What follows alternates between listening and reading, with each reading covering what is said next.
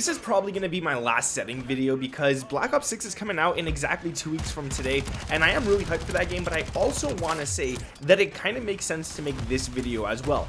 Because this game is coming to an end, it makes it seem that it's kind of irrelevant, but at the same time, Black Ops 6 is coming out. It has almost the same settings as this game, and I just want you guys to kind of familiarize yourself with these settings. So when you get into Black Ops 6, you're already comfortable with it. It already feels right, and you don't have to change everything around and look weird, right? Because it runs on the same engine. The games are pretty much on the exact same settings. We saw from the beta, it's pretty much the same. They're all just, it's just laid out differently. But let's get into this, guys. I want to get into mostly everything that we're going to talk about is going to be like graphics, audio, controller, and we're going to go into some interface and account here, all right? So we're going to get into some of that in a second, but first off, let's get into graphics. This is pretty important. What you want to do here is go over to your brightness. I'm not sure if you're on console, it might be in a different area, but go over to your brightness and make sure that you actually set it to not visible, being not visible. You don't want to have it all the way up at like 100 or something, and then you could see that not visible sign. That's just going to make the game look washed out. It's going to make the game look ugly. It's going to make the game look weird, but anywhere between, like, for me, for example, it's 70 down to like 55. I find that really nice. 55 sometimes is a little too dark, so I go up to like 60-ish, and then the easily visible, you want to be able to easily see that, obviously, and this looks nice. And Black Ops 6 is the same. The settings are pretty much the same for that right there. Then in quality, render resolution, you could play higher if you want, but just know the higher you go, the less FPS you're going to get, and I think FPS is more important, so playing at around 100, if you could play at a render resolution of 100, that's nice. I'm also playing at 2560 by 1440, so I'm playing at 2K resolution, and because of that, I'm also setting my texture resolution to low. I could play normal, I could play high. It's easy. My target, like, doesn't even get close to that. I'll be playing nicely. Everything will look good, but I want my FPS higher, so that's why I lower this stuff right here. And then pretty much all of this, I'm going to have it either on normal, I'm going to have it on medium, or I'm going to have it on low, as you guys can see right here. Shadow quality, you can set it to normal. It doesn't make much of a difference, but it does look a little nicer on the eyes. Honestly, I prefer it low or very low because it's just easier to see enemies when the shadows aren't blending in everywhere. And then everything else here, you guys could go ahead and just kind of copy it if you want. And then in view, your field of view, 115 is actually really nice. Now, if you're used to playing on like a 90 or a 100 or whatever, go up slowly. I want to go straight to 115, but go up to 105 for a few days, go to 110, and then bring it to 115. No point to going to 120. 115 is nice. 110 is even good, and even 105 if you really want. I just like 115 because I can see more enemies. I feel like I'm moving faster. It's all placebo, but it does feel nicer.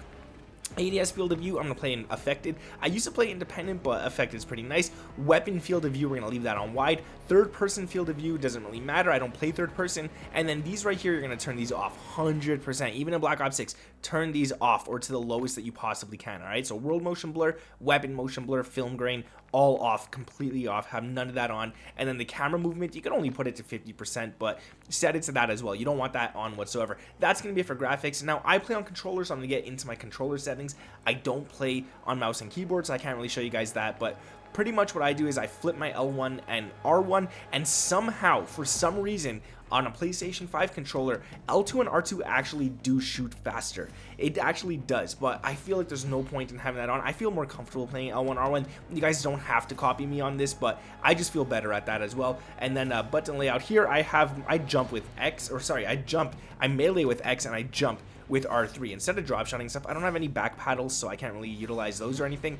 So basically, if I drop shot, I'm at a disadvantage because I got to take my thumb off my joystick and I gotta put it all the way to my circle button, so I don't really like that either, but I prefer jump shotting. I use assault gloves. Jump shotting is a lot nicer because you get faster ADS and you get faster or better accuracy as well, I should say. So controller vibration, definitely off. Trigger effects, this is haptics and stuff, you want that off as well. You don't want to hold those triggers and then it feels too tight to press and whatnot. You just want to be nice and smooth, right? This is if you're using L2, R2, just leave it like that. And then dead zone inputs, if you could put your left stick as low as 0, go ahead and do so. If you put it to 0 and you notice that your character is moving without you touching the stick, that means you got some stick drift. Bring it up just a little bit until where your character doesn't move in game anymore. So mine's 5. I have a little bit of stick drift, so I gotta leave it at that. Left stick max, I brought it back down to 40. I used to play up at 50, but I brought it back down to 40. It's just really nice. It feels, everything feels responsive and smooth when doing that, and it's pretty good. Right stick, again, if you could put it down to 0, go ahead and do so. Mine, unfortunately, I gotta leave it at 5, maybe even 4 or 3, but I'm just gonna leave it at 5 because whatever.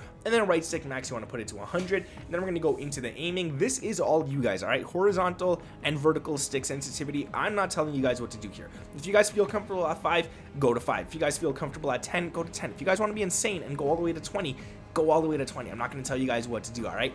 ADS sensitivity multiplier, I brought it back up to 1, and this is basically, I used to play it at like 0.85. It was nice, it was good and stuff, but I put it back at 1, and that is because I'm pretty sure, yeah, I have this off as well, because I like to snipe a lot recently, and when I'm not sniping, I'm gonna lower this down to like 85. If I'm using ARs, if I'm using SMGs, I'm gonna put it there. I've been sniping a lot, so I'm leaving it at 1, and that's because I'm playing search and destroy. I'm having fun with snipers, you know, so I'm leaving it at that. But the lower your zoom is, like if you're using just a regular optic sight, or if you're using just no optic at all, if you're using bare bones or whatever, how iron sight, that's what it's called. How did I forget that? That's where you're gonna want to lower it down to like 0.85, but I'm gonna leave it at that for now. Sensitivity multiplier, again, no need to really touch this except for the kill streaks and the tablet. This is if you're calling in like a hellstorm or you're using a chopper or anything, you want this to be a little slower so that you could actually control it a lot easier. And then after that, pretty much I'm on dynamic. I have this instant custom sensitivity per zoom. I have it off. You could turn it on 100%. You could turn it on if you want, and then you could go per zoom level. So if you have like your SMGs and stuff, you could put it to 0.80. If you got like a 2 to 3 times scope, you could put it to 0.75, 0.85 even. I don't know why I put mine lower. It should be higher. Maybe I was just like testing stuff out. I don't know. It should be higher than this one. And then everything else, everything above 4 times scope, I recommend just leaving at 1. Honestly, yeah, just leave it at 1. I didn't mean to back out of that.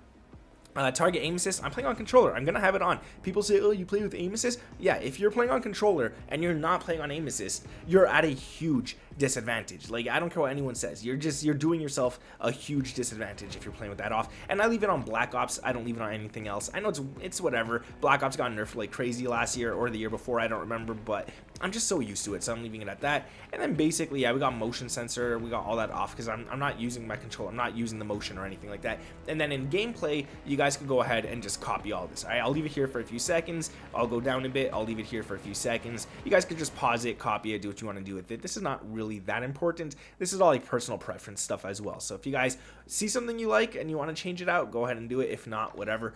In audio, what I recommend is putting your master game volume up to 100, your dialogue down to 80, and this is because this is the characters that talk to each other in game when they do callouts and stuff. Sometimes it's useless, sometimes it's whatever. I leave it at 80. My gameplay music volume, I'm gonna bring that down as well to like 80, but I just kind of like it recently. It feels nice. And then effects volume, this is footsteps, gunshots, grenades exploding, anything like doors slamming open and stuff. You want to hear this, so put that up to 100. Cinematic music volume I put down to 60, and then war tracks. I don't really listen to war tracks. I'm not really in, I think it's for vehicles and stuff like that. I don't listen to it. I don't play much Warzone, so that's kind of useless to me. I just left it at 100. And then voice chat, I have it off at the moment because I'm recording. I don't want people listening to me. It's a little weird, but yeah, pretty much I have it to open mic or push to talk. I could put it to push to talk and then leave voice chat on, but I always forget that, so I just leave it as is. And then my microphone level, I have mine set to 100. I want people to hear me loud and clear.